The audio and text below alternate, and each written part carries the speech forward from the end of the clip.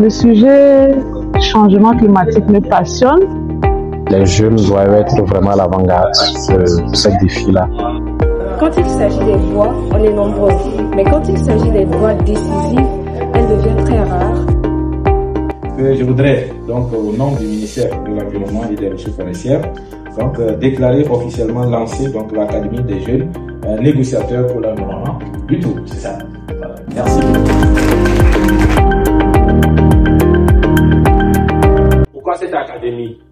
Parce que notre monde change, les enjeux environnementaux s'intensifient et la capacité à dialoguer, à convaincre et à bâtir des accords durables n'a jamais été cruciale.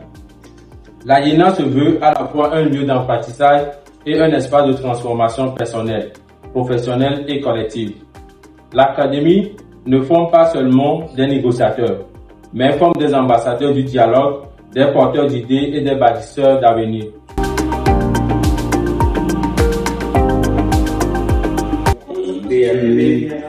L'Académie se veut de renforcer les capacités des jeunes à négocier et à influencer les décisions et les instances internationales.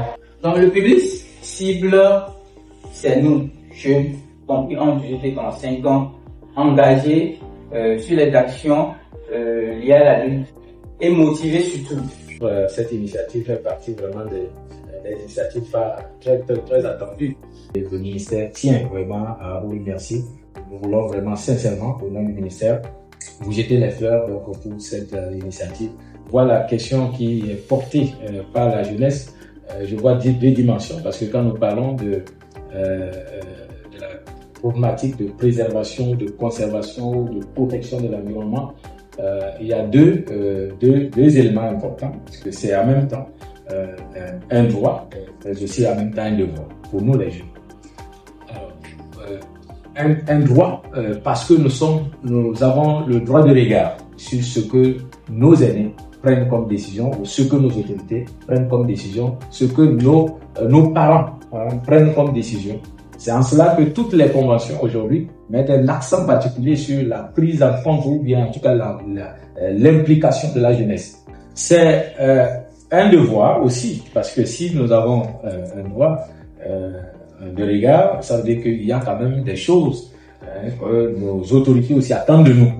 Voilà, donc nous devons participer, contribuer donc à préserver donc cet environnement-là. Si aujourd'hui les décisions sont prises et que nous, la jeunesse, nous contribuons à détruire, ça veut dire que nous-mêmes nous sommes nous sommes à la base de cette destruction et donc notre avenir, nous contribuons à détruire donc notre avenir en question. C'est pour cela que j'appelle ça aussi un devoir de notre part. Et AGEC est en train d'assumer vraiment en plein temps donc ce devoir de pouvoir contribuer à ce que la jeunesse soit davantage suffisamment donc instruite, suffisamment renseignée donc sur un certain nombre de considérations.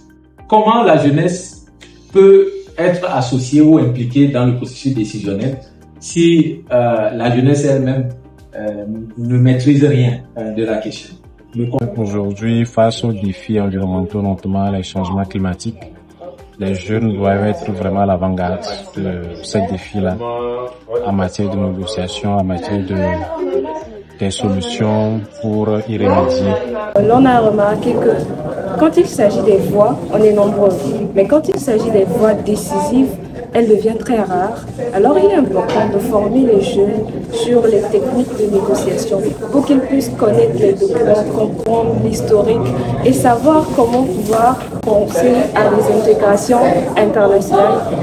Par exemple la Yogo, la COI, ainsi de suite, pour pouvoir avoir accès à des négociations lors de la COP aux années prochaines.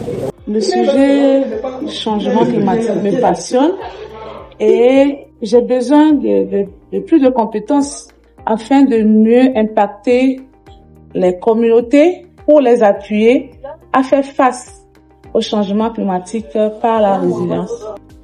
Avant tout, je voudrais exprimer ma gratitude au ministère de l'Environnement et des Ressources forestières dont le soutien constant et la vision ont été déterminants pour la concrétisation de cette académie. Également à la marraine et aux parrains de cette académie.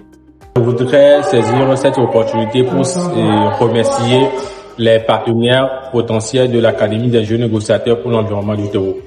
ONG Jeunes Volontaires pour l'Environnement, ONG Jeunes Verts, la CJE, Écolotrip et également 350.org Africa et Africa VUCA.